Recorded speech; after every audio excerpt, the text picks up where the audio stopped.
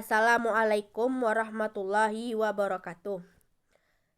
Saya Yunda Jandria Putri dari jurusan Pendidikan Pancasila dan Kewarganegaraan.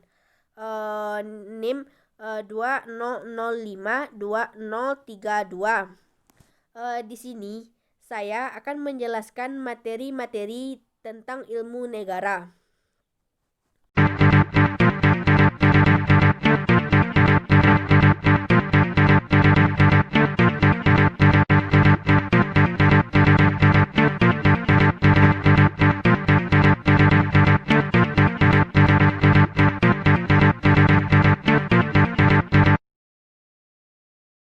Baiklah, saya akan membacakan materi yang pertama, yaitu tentang pengertian negara dan objek penyelidikan ilmu negara. Yang pertama tentang pengertian ilmu negara. Istilah ilmu negara berasal dari bahasa Belanda, yaitu Staatsrecht, yang diambil dari bahasa Jerman Staatslehre. Dalam bahasa Inggris disebut The General Theory of State atau Political Theory. Istilah ilmu negara pertama kali diperkenalkan oleh George Jelin yang disebut sebagai Bapak Ilmu Negara. Beliau memandang ilmu negara sebagai suatu keseluruhan dan membaginya ke dalam bagian-bagian yang berhubungan antara satu dengan yang lainnya. Di Indonesia, universitas yang pertama kali memakai atau menggunakan istilah ilmu negara adalah Universitas Gadjah Mada yang terletak di Yogyakarta. Menurut Cranenburg, ilmu negara adalah ilmu tentang negara di mana diadakan penyelidikan tentang sifat, hakikat, struktur, bentuk, asal mula, ciri-ciri, serta seluruh yang berkaitan atau berhubungan dengan negara. Ilmu negara adalah ilmu yang menyelidiki pengertian-pengertian pokok dan sendi-sendi pokok dari negara dan hukum negara. Pada umumnya, pengertian menitik beratkan pada suatu pengetahuan, sedangkan sendi menitik beratkan pada suatu asas kebenaran. Ilmu negara mempelajari secara umum mengenai asal-usulnya, wujudnya, perkembangannya, dan jenis-jenisnya.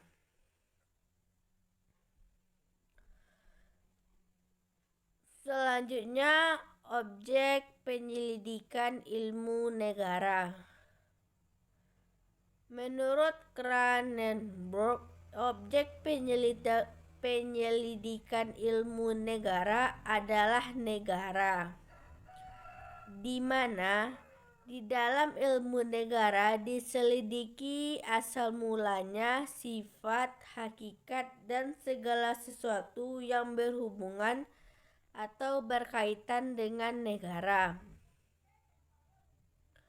Ilmu negara menitik beratkan penyelidikannya kepada pengertian secara umum,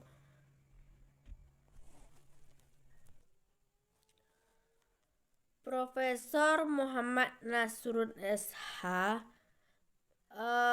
dalam hal ini sependapat dengan Cranenburg, yaitu sebab wujud dari ilmu negara adalah menyelidiki dan menetapkan asal mula, intisari, dan wujud pada umumnya. Objek penyelidikan ilmu negara adalah negara secara umum, sehingga ia disebut sebagai ilmu negara umum.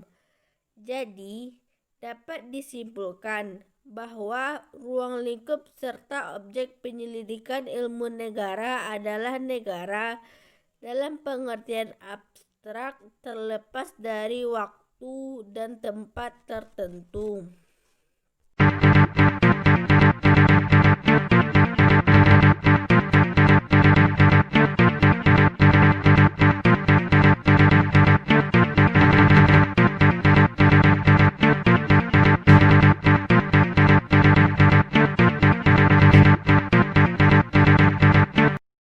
Selanjutnya masuk kepada materi yang kedua, yaitu tentang pertumbuhan dan faktor-faktor yang mempengaruhi ilmu negara.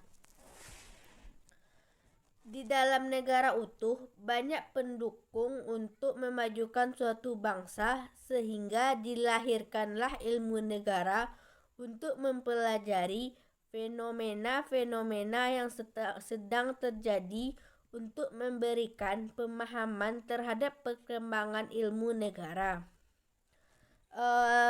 Pertumbuhan ilmu negara dibagi menjadi dua, yaitu secara primer, yaitu negara yang tumbuh dari kesatuan masyarakat hukum yang kecil menjadi suatu kerajaan, kemudian berkembang lagi menjadi state atau negara, yang kemudian berkembang menjadi negara atau bangsa yang modern. Yang kedua yaitu secara sekunder, suatu negara yang berasal dari penggabungan atau pemisahan dari negara lain. Dalam pengetahuan sosiologi, negara adalah sekelompok politis, persekutuan hidup orang yang banyak jumlahnya dan terikat oleh perasaan senasib dan seperjuangan. Perkembangan suatu negara berarti perkembangan kemauan dan tindakan manusia.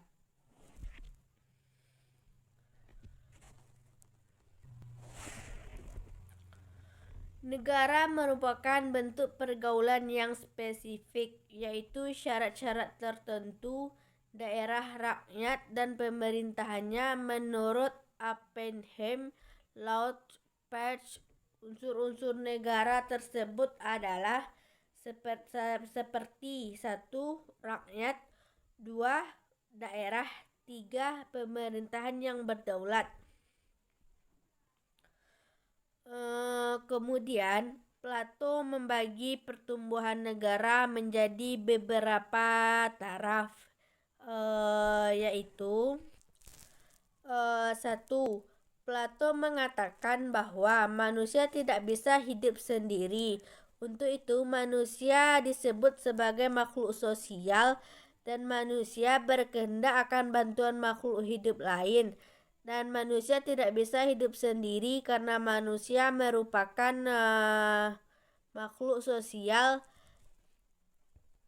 Yang kedua, disebabkan manusia tidak bisa hidup sendiri, maka mereka berkumpullah untuk memperundingkan cara memperoleh barang-barang primer seperti makanan, pakaian, dan tempat tinggal. Yang ketiga yaitu antara desa satu dengan desa yang lain terjadilah pula kerjasama dan berdirilah masyarakat atau negara.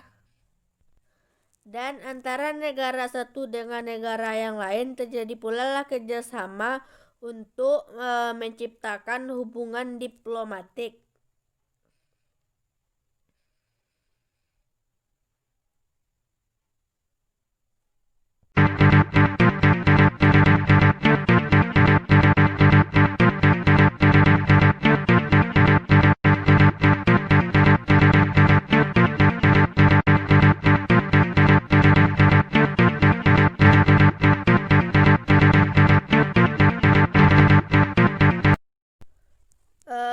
Materi selanjutnya yaitu tentang hubungan ilmu negara dengan ilmu politik, hukum administrasi negara, dan hukum tata negara.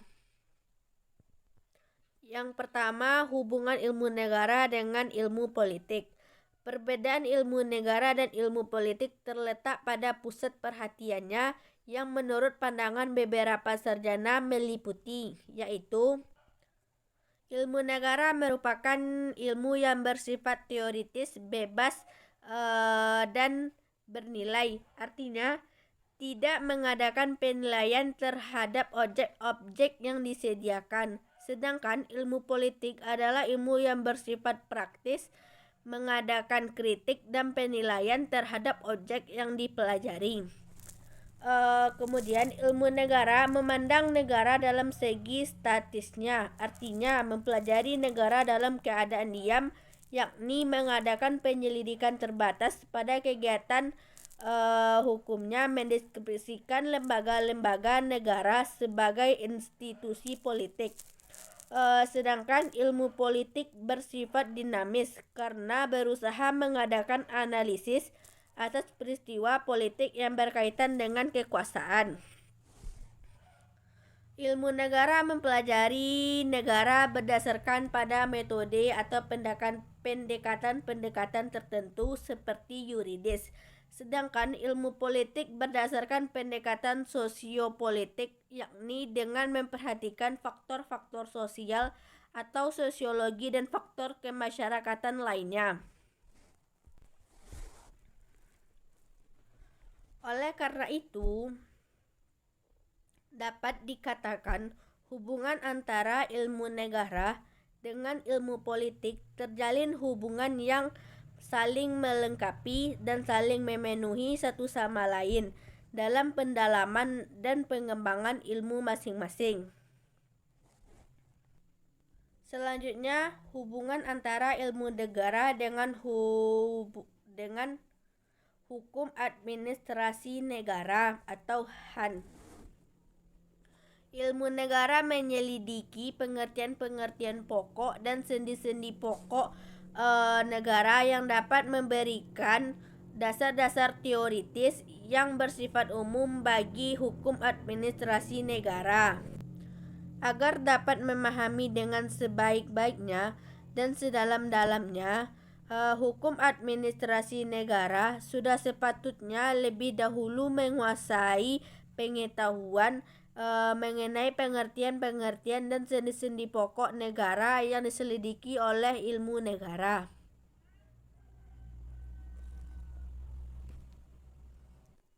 Selanjutnya, ilmu negara dengan hukum tata negara atau HTN. Ilmu negara dengan hukum tata negara sangat berkaitan erat satu sama lainnya. Hal ini bisa dilihat berdasarkan objeknya, yaitu adalah negara.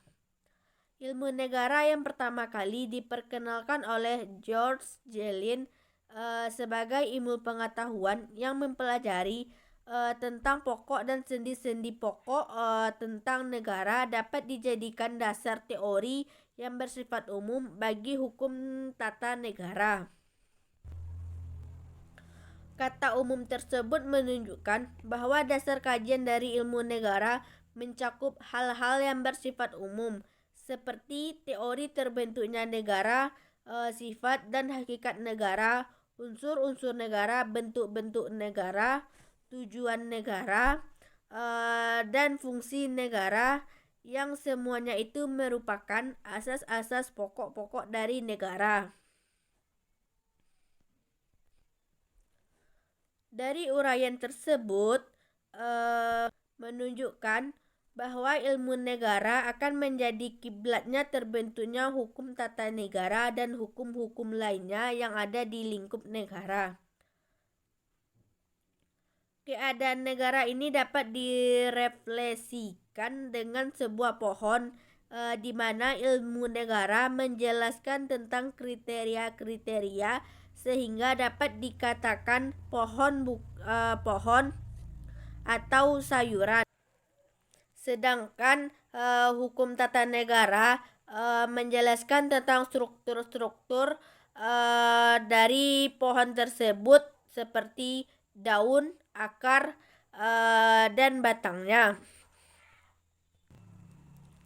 Oleh karena itu, dapat dikatakan bahwa sebelum mempelajari hukum tata negara, maka kita terlebih dahulu harus memiliki pengetahuan secara umum tata negara yang didapat dari ilmu negara, eh, dan dapat dibagi bahwa ilmu negara merupakan dasar-dasar pokok dari hukum tata negara. Hukum tata negara merupakan penerapan konkret dari teori-teori yang dibasiskan kepada ilmu negara.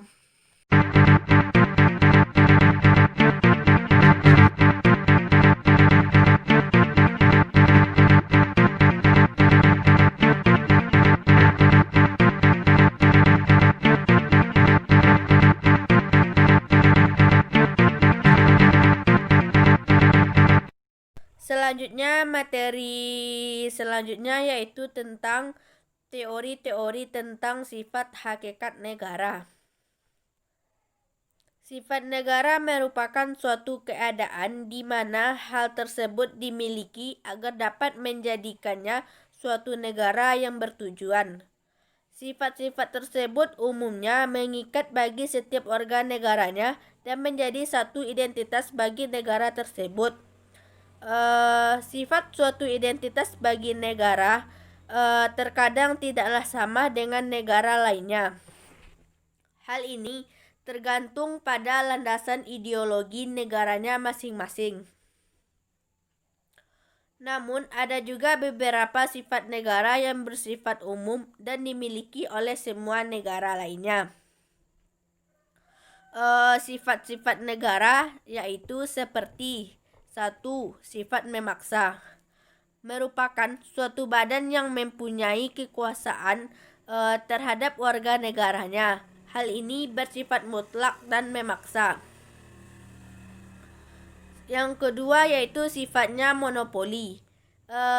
Negara dengan kekuasaannya tersebut mempunyai hak atas kekayaan alam yang terkandung di dalamnya. Hal ini menjadi sesuatu yang menjadi landasan untuk menguasai sepenuhnya kekayaan alam yang terkandung di dalam negara tersebut. Selanjutnya yang ketiga yaitu sifat mencakup semuanya. Kekuasaan negara merupakan kekuasaan yang mengikat bagi seluruh warga negaranya. Tidak ada satu orang pun yang menjadi pengecualian di hadapan satu negara tersebut. Selanjutnya yang keempat, sifat menentukan. Negara memiliki kekuasaan untuk menentukan sikap-sikap untuk menjaga stabilitas negara itu. Sifat menentukan secara unilateral dan dapat pula menuntut bahwa semua orang yang ada di dalam wilayah suatu negara kecuali orang asing menjadi anggota politik negara tersebut.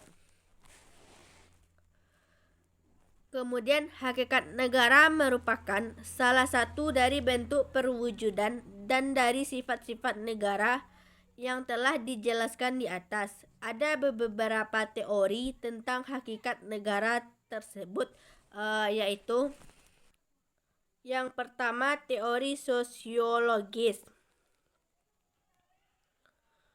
Manusia merupakan makhluk sosial yang tidak dapat hidup sendiri dan bergantung kepada makhluk lain atau makhluk sosial.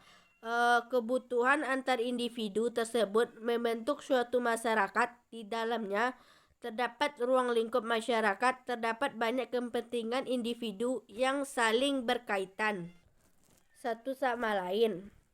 Dan tidak jarang pula manusia bertentangan satu sama lainnya. Maka manusia harus dapat beradaptasi dengan lingkungannya dan menyesuaikan dirinya terhadap kepentingannya agar dapat hidup rukun dengan masyarakat lain dan tidak terjadi perpecahan atau konflik di dalam lingkungan masyarakat. Yang selanjutnya yaitu tentang teori yuridis.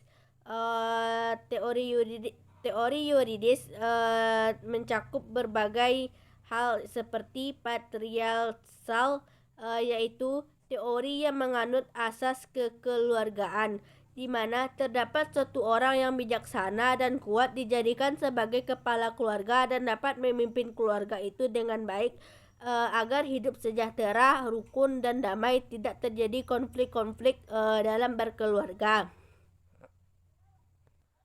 Selanjutnya patrimonial.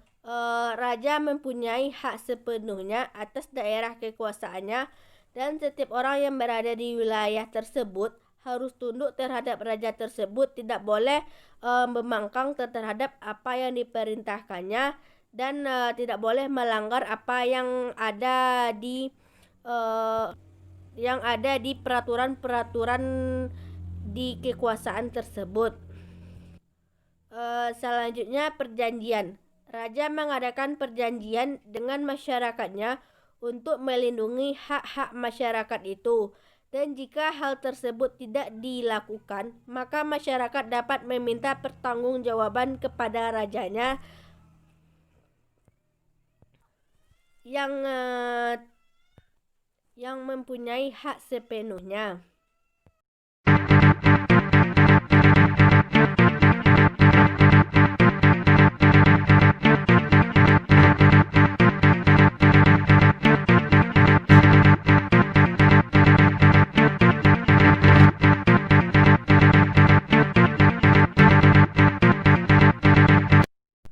Materi selanjutnya yaitu tentang unsur-unsur negara.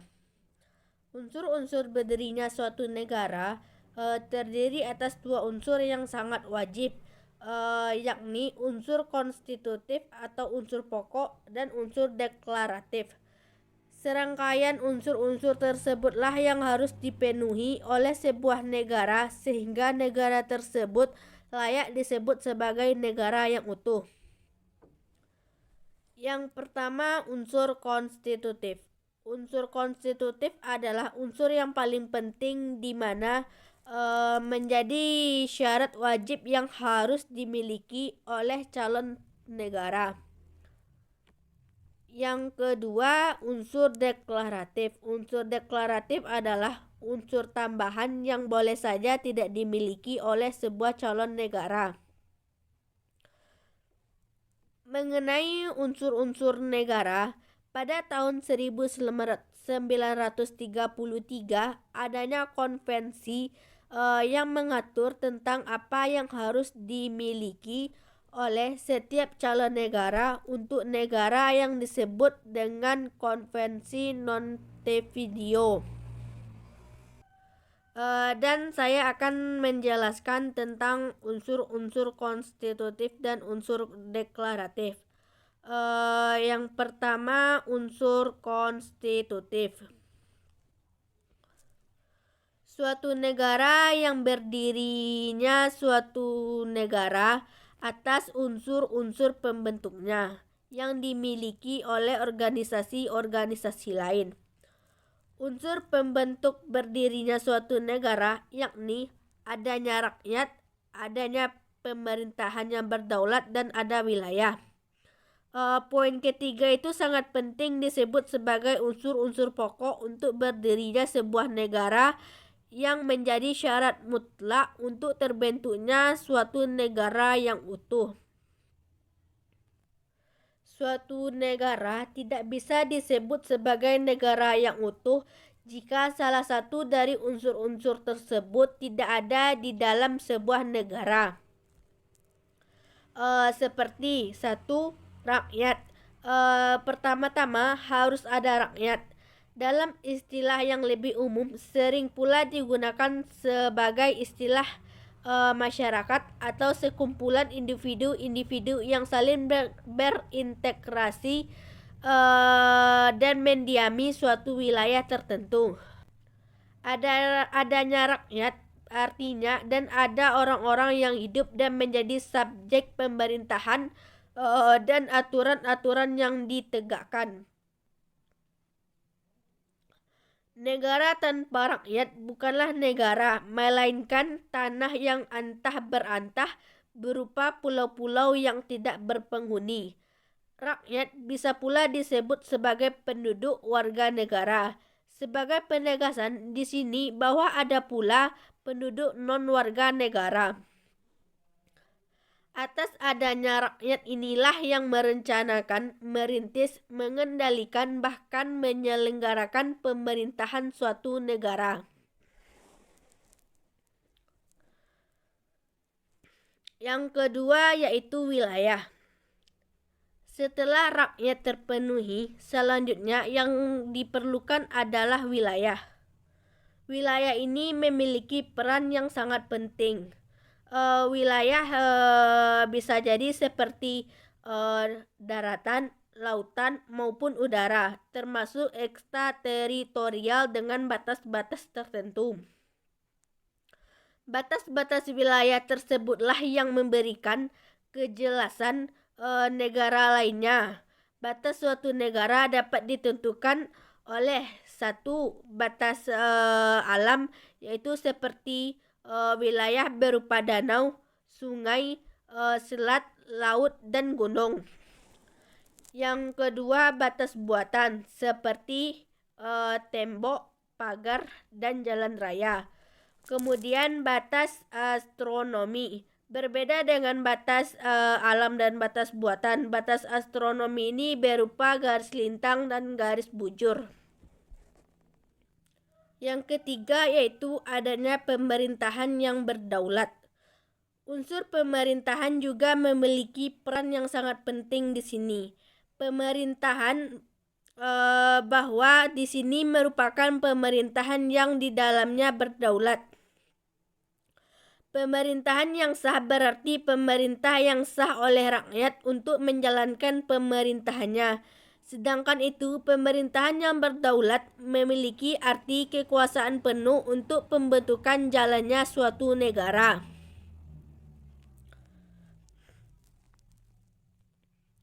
Selanjutnya itu unsur deklaratif atau pengakuan dari negara lainnya. Pengakuan dari negara lain, perbuatan bebas dari suatu atau lebih dari negara untuk mengetahui keberadaan suatu wilayah yang dihuni oleh masyarakat yang secara politis terorganisasi. Pengakuan warga negara satu dengan negara lain untuk mendukung adanya hubungan antar negara-negara tersebut dalam hubungan diplomatik, hubungan perdagangan, kebudayaan, dan sebagainya. Pengakuan ada dua jenis, yaitu pengakuan secara de facto dan de jure. Yang pertama, pengakuan secara de facto merupakan pengakuan atas fakta adanya suatu negara. Pengakuan tersebut diberikan berdasarkan realita jika suatu masyarakat politik tersebut telah memenuhi syarat utama sebuah negara. Pengakuan secara de facto bisa menjadi dua, yaitu pengakuan secara de facto yang bersifat sementara dan pengakuan secara de facto yang bersifat tetap. Yang kedua, pengakuan secara de jure. Pengakuan akan sahnya suatu negara berdasarkan pertimbangan yuridis menurut hukum.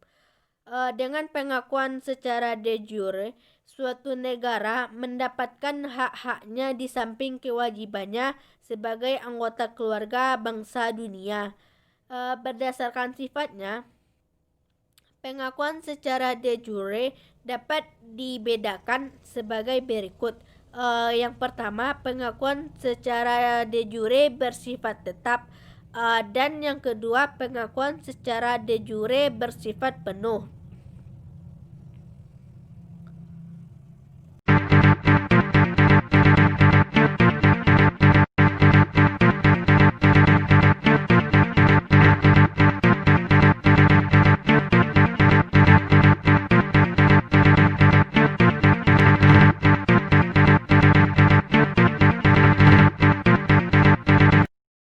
Materi selanjutnya yaitu terjadinya negara dan pertumbuhan negara.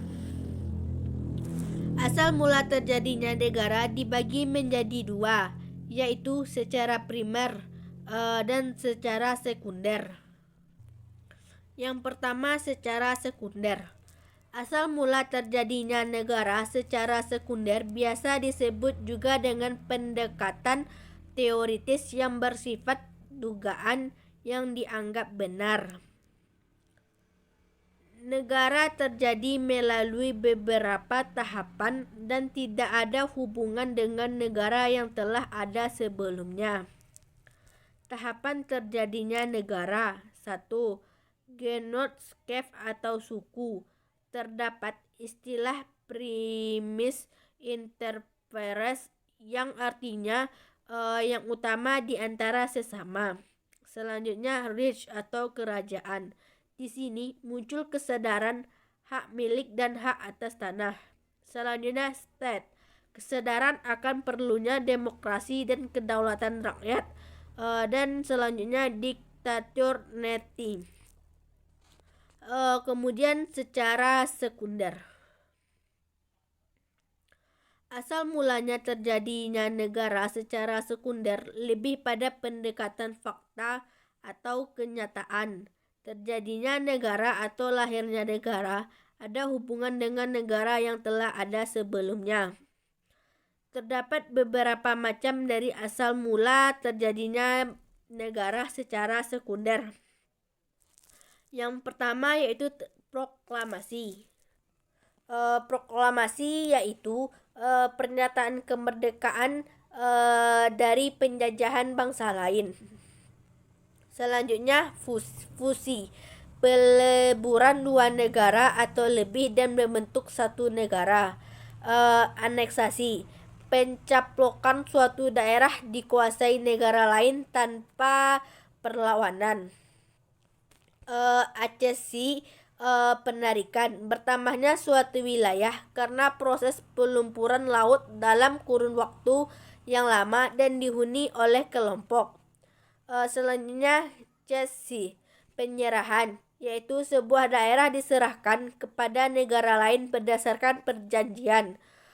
Okupasi, pendudukan, suatu wilayah yang kosong kemudian diduduki sekelompok bangsa sehingga berdirinya sebuah negara. Inovasi, suatu negara pecah kemudian lenyap dan memunculkan negara di atasnya. Dan yang terakhir yaitu separasi.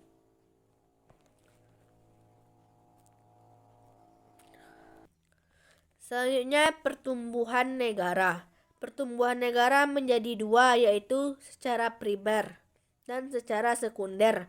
Secara primer yaitu negara yang tumbuh dari kesatuan masyarakat, masyarakat hukum yang kecil menjadi suatu kerajaan, kemudian berkembang menjadi state atau negara yang berkembang menjadi bangsa yang modern.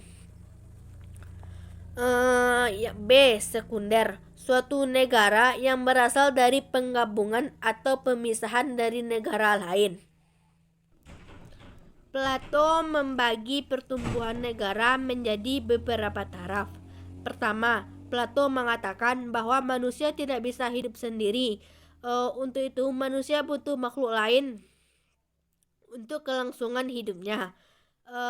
Yang kedua yaitu disebabkan manusia tidak bisa hidup sendiri, maka berkumpullah mereka untuk cara memperoleh barang-barang primer seperti bahan makanan, pakaian, dan tempat tinggal. Yang ketiga, antara desa yang satu dengan yang lain terjadilah kerjasama dan berdirilah masyarakat negara.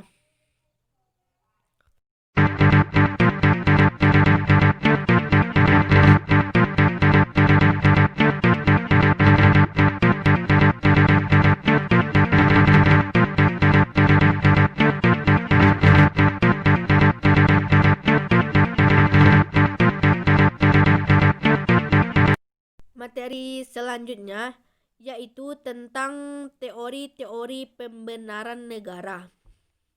Sebagaimana kita pahami bahwa suatu pemerintahan negara tidak akan mungkin untuk berjalan efektif tanpa adanya legitimasi yang penuh. pemerintahan negara dan alat perlengkapannya sebagai instrumen penataan masyarakat yang memegang kekuasaan politik. Kekuasaan politik utama harus memiliki pembenaran atau pendasaran yang sah atau biasa juga disebut dengan legitimasi atas kekuasaan yang dijalankannya agar ia dapat efektif.